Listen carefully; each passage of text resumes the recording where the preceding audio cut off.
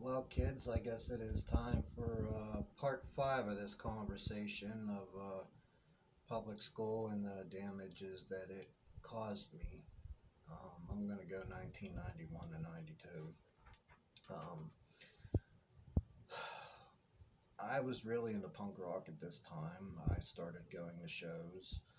I started seeing some local bands at Club El Dorado and Illusions when they started having shows up there. And back home in Mount Pleasant, I was just a very angry person. You know, it just all hell broke loose around this time with me. I started dabbling in drugs and alcohol. I loved to take speed back then. You know, speed made everything a little more interesting. I loved to drink. I started smoking weed regularly at this point, and at nighttime I'd go out with my friends and smash shit up and I don't want to incriminate, myself too much, but, we all sat down one night and had a meeting, and, we were just fed up with it, like, yeah, these people are getting away with shit in school, and there's nothing we can do about it. And someone was like, well, let's get them outside of school. So, we decided to go smash up their property at nighttime, and it was kind of fun, because we were hitting them, and eventually they just stopped picking on us because they were just probably more concerned about what was going on in their own home life and, the trouble we were causing them. And at this point, I really got into playing guitar. I started, learning, Sex Pistols, Clash, Ramones, Exploited, and things like that. And I was hanging out at Sunoco. There was a guy named Brian up there that was into heavy metal, which we formed Velvet Hollow later on. And I used to sit and listen to music with him up there all the time and hang out. And he taught me how to play guitar. Actually, playing guitar just kind of, helped me out a lot because, I mean, I was cutting myself at this point. I just, hated myself. Just going to school alone was just stressful, just worrying about now what, now what's going to happen, who's going to do this and who's going to do that, and I just tried to stay out of everybody's way. I was just, more worried about getting thrown back in the juvenile facility at this point. I was actually released on December 8th, 1990 out of the juvenile system. And what was I fucking happy about that? I hated it. I don't know what things are like today, but, just back then it was a little different. And just so much happened that year, 91 and 92. And May 19th, 1992, I turned 18. And at this point, it was just like, all bets were off. You can't do shit to me now. I can just get up and fucking walk out. There's nothing you can do about it. And I wound up going back to school after having mono in 1992. I went to see Cannibal Corpse, Malevolent Creation, Agnostic Front, and Obituary was on that show. And next couple days I wasn't feeling very good, and here, it turned out I had mono, so I didn't get back to school till like late September.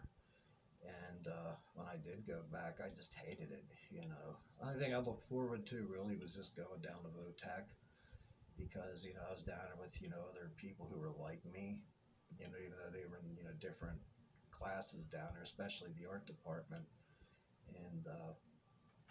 And I liked it down there. I just couldn't picture myself sitting in school all the time like that. And then Votech helped me out too. I did learn a lot in the warehousing department. I was actually in heating and air conditioning for a while, and then I got transferred out of there because in heating and air, the first year we were just learning how to do duct work, and the second year was more electronical. I didn't understand how to do it, and there was like no help for that. And well, they decided they didn't like me, I didn't like them, and that was that. So I went to warehousing where, we basically were just allowed to roam the halls all day and, really do nothing. But, we did learn about things down there too, so I mean, it really wasn't a wasted cause.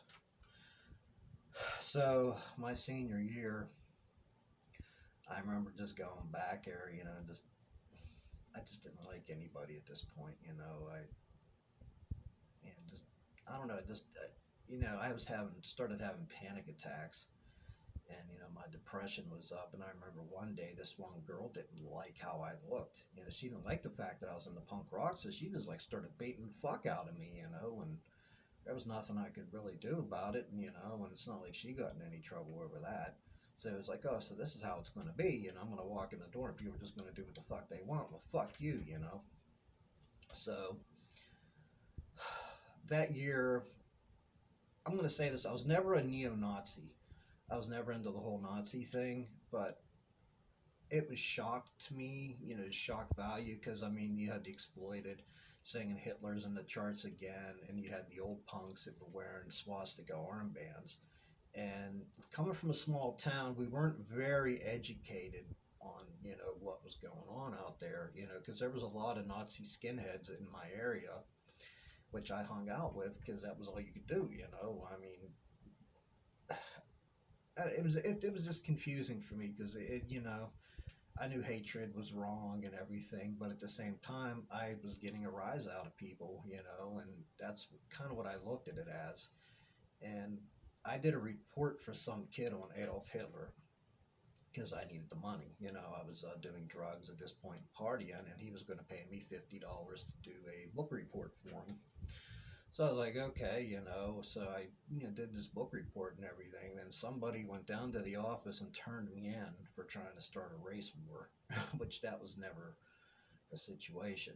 So they raided my locker, and they did find a literature that I had, but I was using the literature to say how he still has an influence today, even though this shit was back in the 40s. And even now, just what's going on and everything.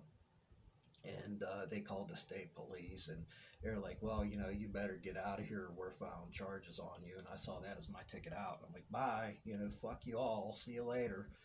So I got on my bike and I went down to Southmoreland High School that day, and I enrolled down there. And they told me I needed an address to, so I could go to school, which was no problem because I had a grandmother who lived in Owensdale at the time, and that was Southmoreland School District. So I was like, okay, so within a week I was in Southmoreland, and honestly, I loved it down there because I'd met some of the kids prior to going down there. I mean, I knew one guy, Mike King. I was always borrowing records off of him. His dad and my dad grew up together. And I knew some of his friends and a few other people I'd met at the Glass Festival and stuff. So, I mean, I went down there. I loved it. I mean, everybody was so friendly down there. It was just really comfortable. But at the same time, I wasn't used to people being so friendly to me like this. They would, tell me, they liked my hair and everything. And I remember this one big jock sat down next to me, and he's like, what kind of music you listening to? I'm like, punk rock. Why? He goes, well, you think you can record me some of this stuff?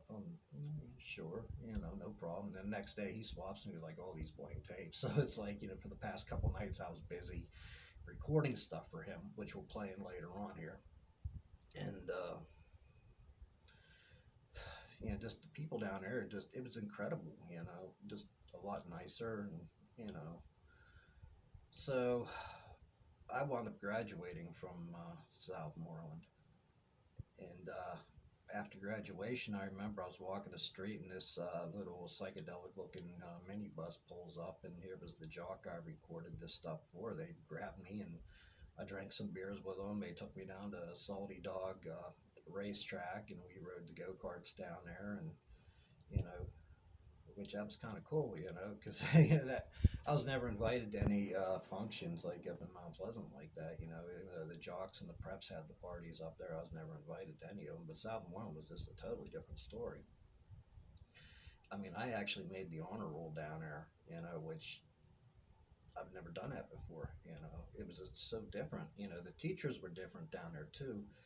They were really nice and everything else. And the principal, this is what was weird, because when I went to enroll down there, I told him I was 18, and we went to the teacher's lounge and had a cigarette together. And he told me, he goes, well, you ain't going to be able to do this, once you come down here. I'm like, yeah, that's no problem. And I mean, I was treated really good down there. I loved it. I loved that school down there. I loved the kids down there. There was a few assholes, but I kind of put a stop to that after a while. Once I'm like, hey, this guy's cool. Just leave him alone. But yeah, it was wild. Just going down there. So after graduation, it's going to be another story for another day. Is when a lot of the problems started. Once I was out of school, things kind of, so anyway, this is part 5, and enjoy.